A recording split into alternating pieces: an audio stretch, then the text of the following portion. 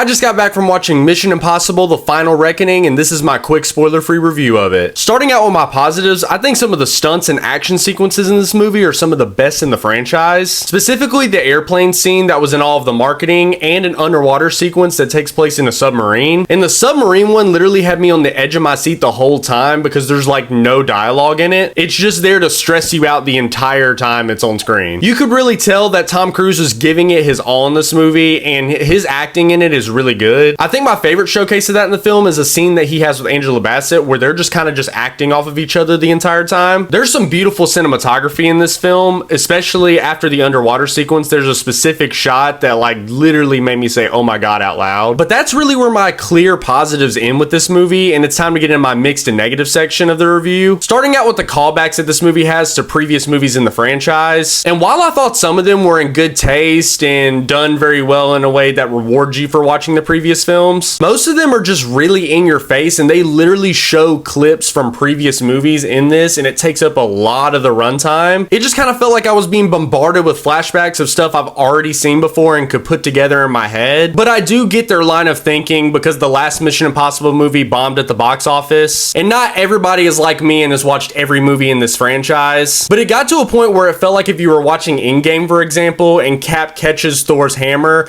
and then they play a clip of him budging the hammer in Age of Ultron directly after that. That's what it felt like watching Mission Impossible: The Final Reckoning every time they made a reference to something in a previous Mission Impossible film. I also think the script for this movie is the weakest one since Mission Impossible 2, because the plot is just so convoluted for no reason, and I felt like they did that only to extend the movie to 3 hours, so it's the grand finale, when this movie really should have only been like 2.5 hours. I also think both of our returning villains from Dead Reckoning get downgraded severely in this one, because I'm not gonna act like Gabriel is my favorite Mission Impossible villain or anything, but I did like him in Dead Reckoning, and in this movie it kind of just feels like he's there. But overall, I know this sounds like a mostly negative review, but I would give this a positive score at the end of the day, because I do think this movie does send off the franchise in a good manner by the end of it, and I enjoyed pretty much all of the third act. But I just think that this script needed some more passes, and I feel like they should have trusted the audience more to have seen the other movies in the franchise. But I do think this film is worth seeing on the biggest screen possible if you can, just for the action set pieces and sequences alone. But with all that being said, these are going to be my scores for Mission Impossible: The Final Reckoning. But y'all let me know what y'all thought of Mission Impossible: The Final Reckoning, and make sure to follow for more movie content.